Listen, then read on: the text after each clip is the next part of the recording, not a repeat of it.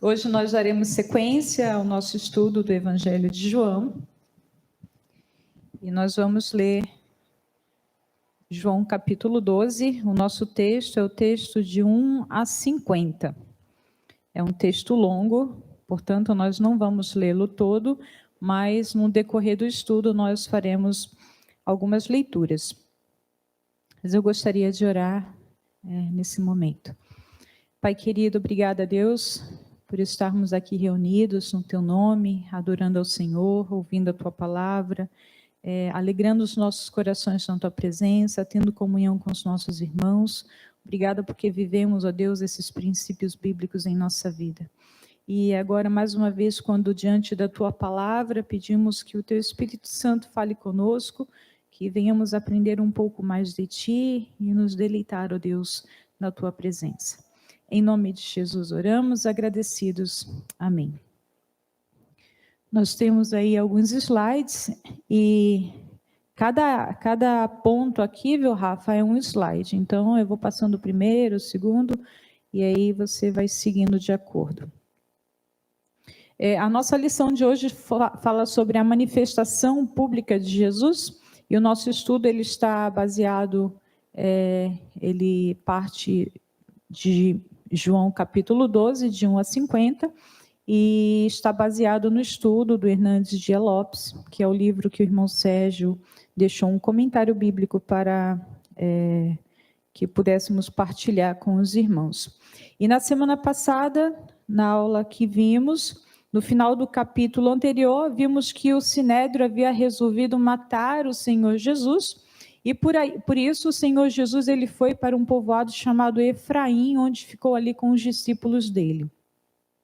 E o capítulo 12, ele começa dizendo que 6 dias antes da Páscoa, Jesus chegou a Betânia, ou seja, Jesus voltou a Betânia, onde ele havia ido, que vimos semana passada, ressuscitar Lázaro, né?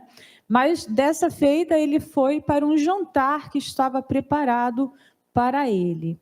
Então, enquanto lá em Jerusalém as pessoas estavam planejando, os fariseus, o Sinédrio, planejando matar Jesus, ali em Betânia havia um jantar em homenagem ao Senhor Jesus.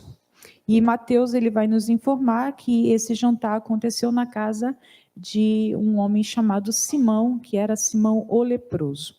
Vamos ler João 12, de 1 a 3. E o primeiro ponto, nós vamos ver a atitude de Maria para com Jesus.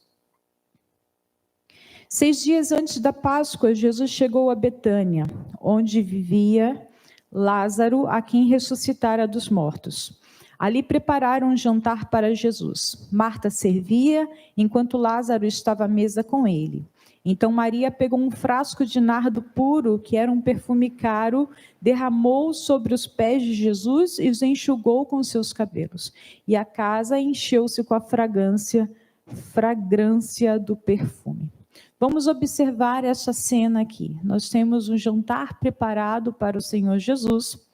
Lázaro estava à mesa com ele. Marta estava servindo, como a gente já conhece, né? Marta servindo, e Maria, onde ela estava, da maneira que melhor lhe convinha, ela estava aos pés de Jesus. E em 3 ocasiões, Maria se encontra aos pés de Jesus na narração bíblica. A primeira, ela está para aprender. Foi a ocasião em que Jesus foi à casa dos 3 irmãos, e Marta estava lá arrumando as coisas para Jesus para servir, e Maria sentou aos pés dele para aprender. A segunda, para chorar, que nós vimos na semana passada, quando Jesus foi ressuscitar Lázaro, Maria se prostrou aos pés de Jesus e disse: se o Senhor estivesse aqui, meu irmão não teria morrido.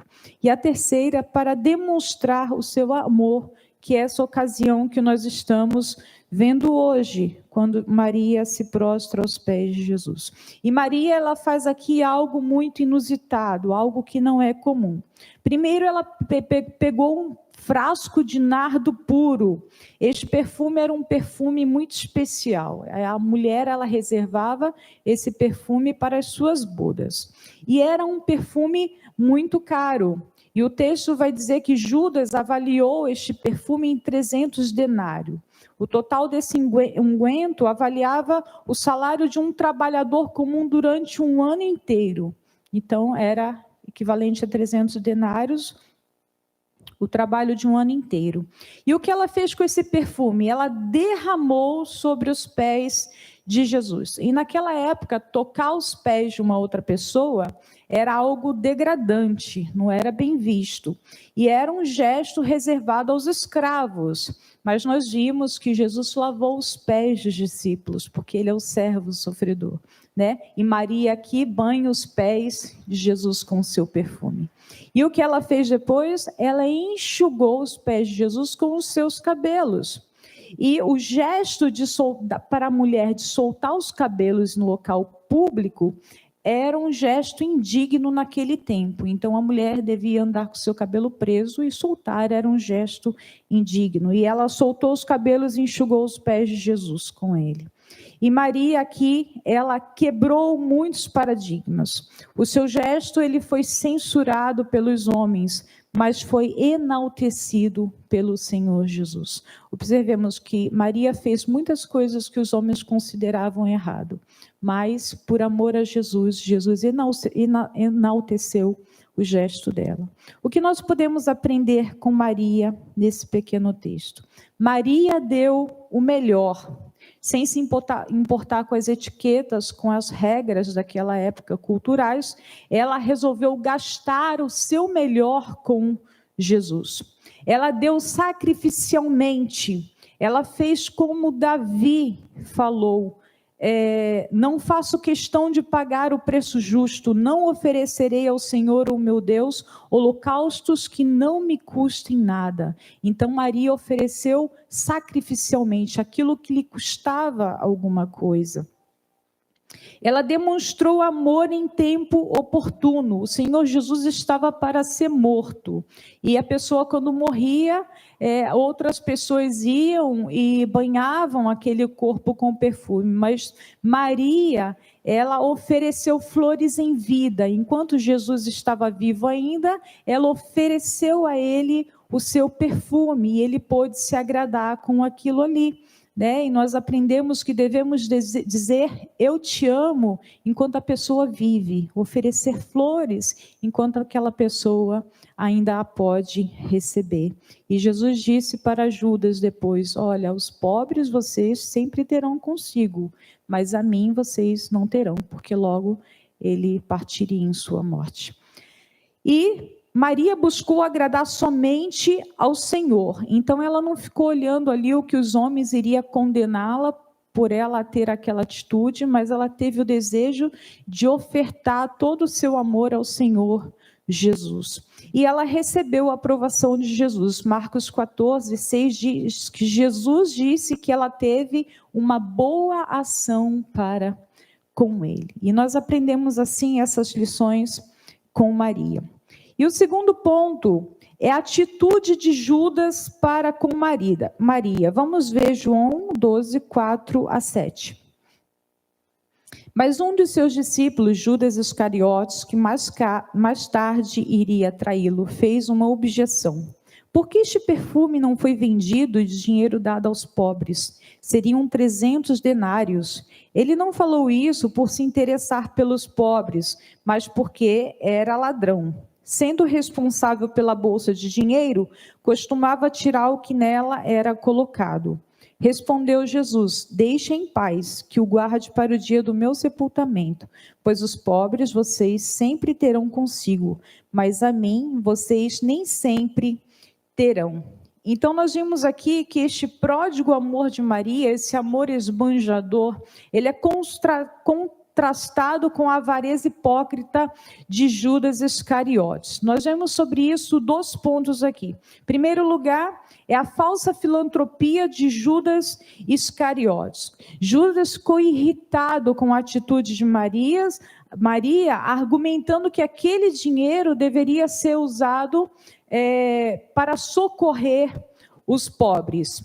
E, em segundo lugar, a desonestidade desmascarada de Judas Iscariotes, ou seja, a motivação de Judas não era ajudar os pobres. A Bíblia diz que ele queria roubar o dinheiro, ele era responsável em guardar o dinheiro do colegiado, então, ao invés de ajudar os pobres, ele poderia ter aquele dinheiro na sacola e tomar para si. Então, Judas agiu aqui, o texto diz, como um ladrão. Era o seu caráter, E nós podemos aprender aqui que o Senhor Jesus, ele defende as dádivas que em qualquer tempo lhe façamos por devoção.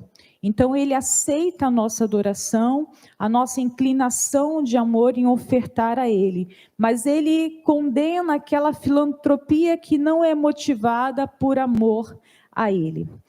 Há casos, irmãos, infelizmente, que a pessoa fala que administra, por exemplo, o dízimo que é reservado para a casa do Senhor, segundo a sua palavra.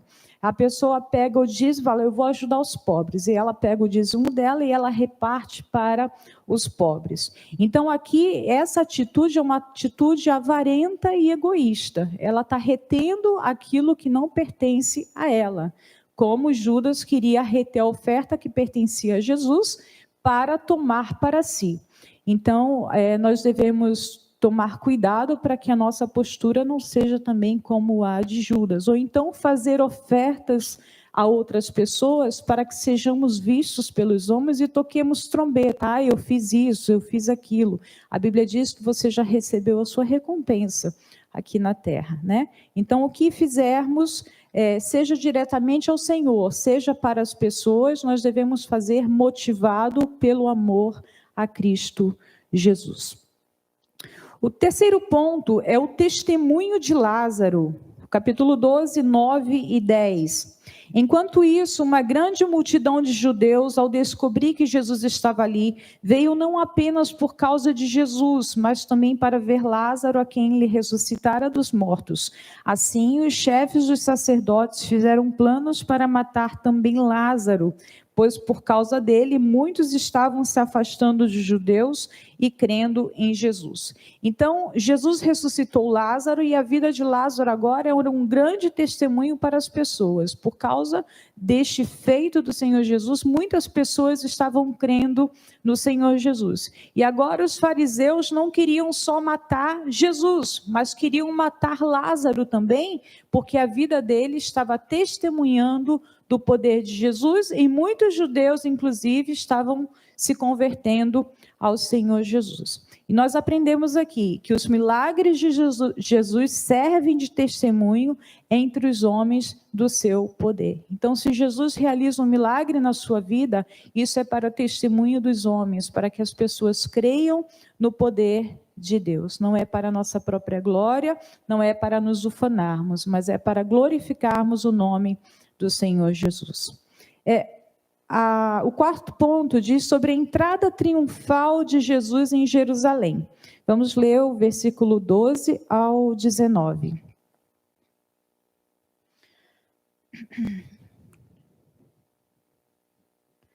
No dia seguinte, a grande multidão que tinha vindo para a festa ouviu falar que Jesus estava chegando a Jerusalém. Pegaram ramos de palmeiras e saíram ao seu encontro, gritando: Hosana, bendito é o que vem em nome do Senhor, bendito é o Rei de Israel.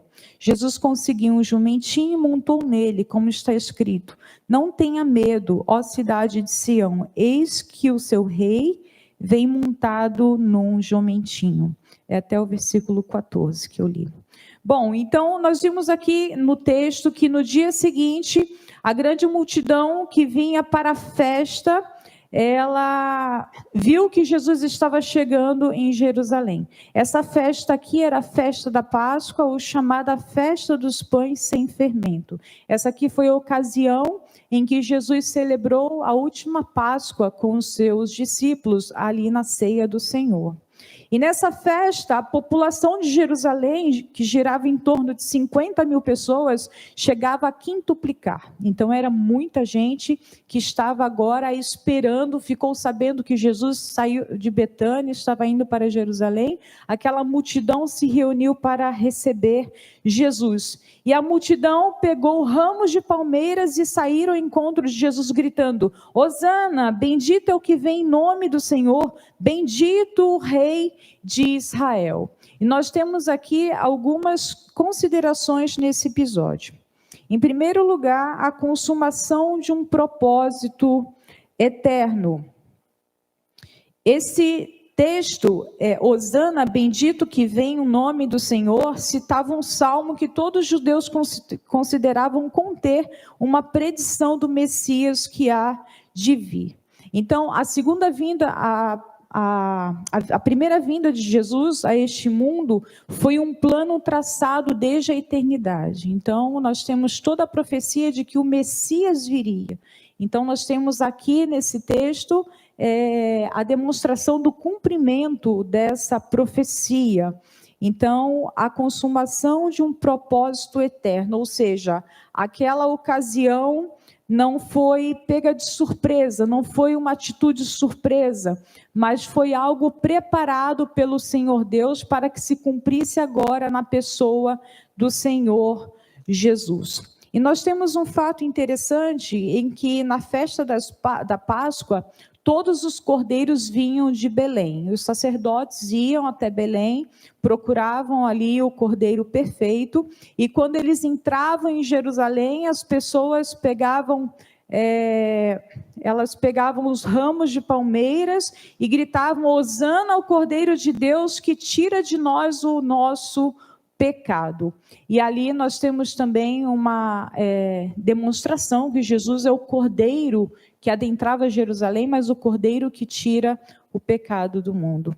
E nós temos também, em segundo lugar, a apresentação humilde de Jesus. O texto diz que Jesus entrou em Jerusalém montado num jumentinho. Geralmente, os reis, os comandantes, quando ganhavam guerras, eles entravam em cavalos, né, e eles eram saudados e entravam numa carruagem de ouro até, e eram celebrados pela sua vitória.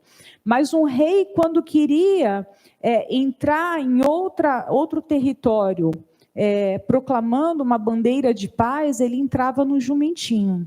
E Jesus, ele está aqui dando a sua mensagem: eu venho em paz, eu venho trazer paz, eu não venho fazer guerra. E ele entra ali em Jerusalém montado num jumentinho, porque o objetivo de Jesus era trazer paz e salvação ao mundo. Zacarias 9:9, aqui nós temos o cumprimento dessa profecia que diz: alegra-te muito, ó filha de Sião, exulta, ó filha de Jerusalém, o teu rei vem a ti, ele é justo e traz a salvação, ele é humilde e vem montado num jumentinho filho de jumenta. Terceiro lugar, a exaltação pública de Jesus. Tanto a multidão que estava em Jerusalém, como aqueles que o acompanhavam à cidade santa, proclamavam em alta voz que Jesus era o Messias. E essa exaltação foi uma exaltação pública no meio de muita gente, porque estava na festa da Páscoa. Essa exaltação pública de Jesus apontou duas coisas. Apontou Jesus como Salvador, quando a multidão gritava: Hosana, bendito que vem em nome do Senhor. A palavra Hosana é um clamor pelo Salvador, cujo significado é: dê a salvação agora. Então, aponta Jesus como Salvador. E apontou Jesus também como Rei, quando eles diziam: bendito é o Rei de Israel. E Jesus entra ali não como um rei que seria temporal, mas um reino que não teria fim, um reino eterno, um reino celestial. Em quarto lugar, nós vemos aqui na entrada de Jesus em Jerusalém a incompreensão dos discípulos. O texto diz que os discípulos eles não entenderam o que estava acontecendo exatamente, mas só depois da morte e a glorificação de Jesus, eles foram lembrados do que estava escrito acerca de Jesus e eles compreenderam o que estava acontecendo. Em quinto lugar, nós temos o testemunho da multidão. E aqui nós temos duas multidões. A primeira, que foi testemunha ocular da ressurreição de Lázaro, e aquela multidão que ouviu falar sobre a multidão, sobre a ressurreição de Lázaro. E ambas as multidões estavam testemunhando que Jesus é o rei que vem em nome do Senhor. E em sexto lugar, nós temos aqui a rejeição definitiva dos fariseus. Os fariseus, eles disseram, quando eles estavam ali no meio da multidão, e aquela multidão ovacionando o Senhor Jesus, eles disseram, não conseguimos nada, olhe como o mundo todo vai atrás dele. Eles foram até exagerados, né, dizendo o mundo todo, mas era uma grande multidão que parecia um mundo. E o Sinédrio havia tomado a sua decisão, e daquele dia em diante, eles, em João versículo 49, 53 diz, daquele dia em diante, resolveram tirar-lhe a vida. Então, a decisão havia sido tomada. Mas eles tiveram que fazer isso em secreto, porque eles tinham medo da grande multidão que estava seguindo o Senhor Jesus. Bom, em quinto lugar, já passado aí da entrada de Jesus, passado a entrada de Jesus em Jerusalém, em quinto lugar, nós vemos o desejo dos gregos de verem Jesus. Verso 20 a 22 diz, entre os que tinham ido adorar a Deus na festa da Páscoa estavam alguns gregos. Eles se aproximaram de Filipe, que era de Betsaida, da Galileia, com um pedido, Senhor, queremos ver Jesus. Filipe foi dizê-lo a André, e os dois juntos o disseram a Jesus. Então aqui, na mesma medida que os fariseus estavam rejeitando definitivamente o Senhor Jesus, os gregos estavam buscando conhecer o Senhor Jesus. Enquanto o povo da aliança estava rechaçando o Messias, os gentios queriam vê-lo. Em vez de Jesus conceder aos gregos o que era seu desejo, ele aproveitou para fazer um profundo esclarecimento acerca da sua glorificação, por seu sacrifício e morte. Então, a sua manifestação não se tornou apenas para o grego, mas para toda aquela multidão que estava ali presente. A morte e a ressurreição de Jesus foi um evento que uniu tanto os judeus quanto os gentios, mediante arrependimento e fé, reunindo para si um grande povo. Tanto é que hoje nós estamos aqui celebrando o nome do Senhor Jesus. A paixão e a glorificação de Jesus é a hora deste mundo ser julgado. O mundo estava pensando que ele estava julgando o Senhor Jesus, prendendo Jesus, levando Jesus à morte. Então o mundo pensava, nós estamos julgando Jesus. Mas na verdade é que a cruz de Cristo é a que estava julgando o mundo. No que diz respeito ao mundo, é um julgamento negativo, porque não pode haver mais esperança para aqueles que rejeitam o Senhor Jesus. E no que diz respeito aos salvos, é um julgamento positivo, porque o Filho de Deus veio como sacrifício assegurando salvação para muitas pessoas. Então, a cruz de Cristo traz julgamento positivo para os ímpios e julgamento positivo para os salvos. E, em sexto lugar, nós vemos a incredulidade dos judeus. Vamos ler versículo 37 ao 50. Mesmo depois que Jesus fez todos aqueles sinais milagrosos, não creram nele. Isso aconteceu para se cumprir a palavra do profeta Isaías, que disse, Senhor, quem creu em nossa mensagem? E a quem foi revelado o braço do Senhor?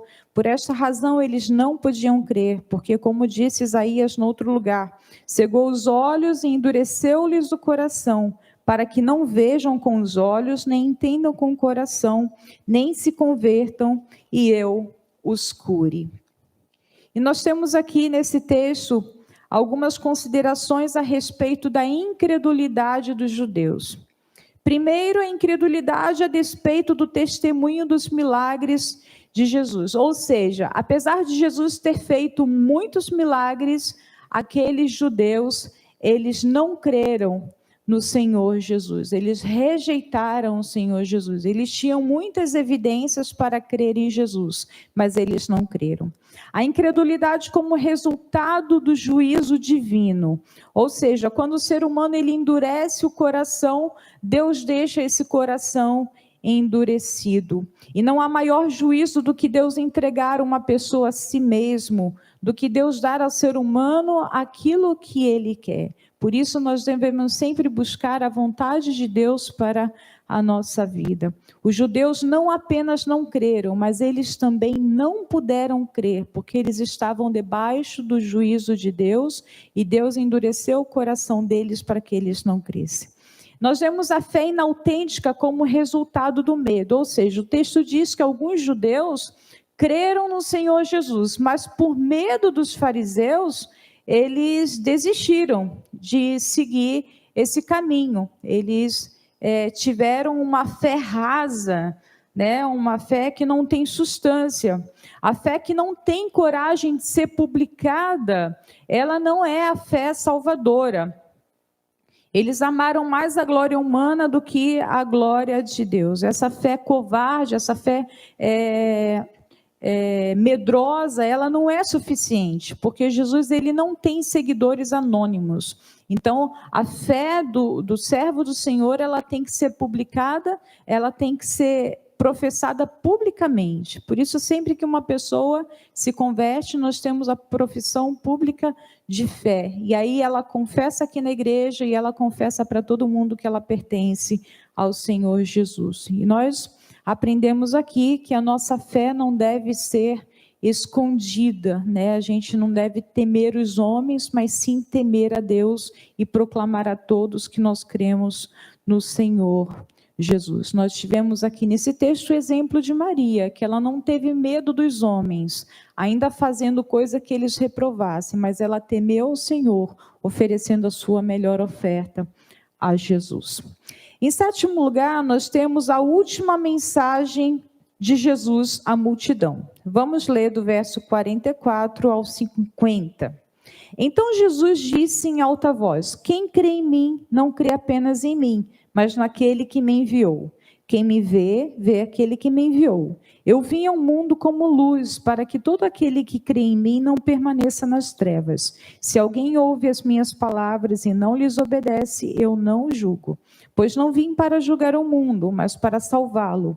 Há um juiz para quem me rejeita e não aceita as minhas palavras. A própria palavra que proferiu condenará no último dia. Pois não falei por mim mesmo, mas o Pai que me enviou me ordenou o que dizer e o que falar. Sei que o seu mandamento é a vida eterna, portanto, o que eu digo é exatamente o que o Pai me mandou dizer. E nós temos aqui a última mensagem do Senhor Jesus à multidão. E essa mensagem, ela foi dada antes de Jesus se tornar mais recluso e se voltar para os seus discípulos. E nós temos aqui vários temas essenciais do Evangelho de João que aparecem nessa mensagem curta que Jesus falou. Vamos ver aí todas elas. Deus enviou o Filho. Ver o Filho significa ver o Pai. Jesus é a luz no mundo. Suas palavras são as palavras do próprio Deus. A fé em Cristo traz salvação. Quem rejeita Cristo enfrentará o julgamento eterno. A própria palavra de Jesus julgará os que rejeitaram Cristo e sua mensagem. Olha que mensagem maravilhosa nós temos aí, que esse texto, capítulo, dá para fazer vários sermões, né? Mas a gente está passando resumidamente para que os irmãos possam captar algumas partes desse texto. E concluindo o nosso estudo, nós vimos até aqui durante esses 12 capítulos, através da vida, dos milagres e das mensagens de Jesus, evidências incontestáveis de que Ele é o Filho de Deus, Ele é o Salvador do mundo. Vimos também que a única maneira de alguém ser salvo é através da fé no Filho de Deus. E aí fica uma pergunta, e você? Já colocou a sua confiança plena em Jesus, nesse Jesus que é apresentado no Evangelho de João. Romanos 10:9 diz: se você confessar com a sua boca que Jesus é Senhor e crer em seu coração que Deus o ressuscitou dentre os mortos, será salvo. Que o Senhor nos abençoe, fortaleça a nossa fé no Senhor Jesus, torne a nossa fé cada vez mais pública, e aqueles que não conhecem a Cristo, tomem uma decisão de colocar a sua fé exclusivamente no Senhor Jesus. Deus nos abençoe. Amém.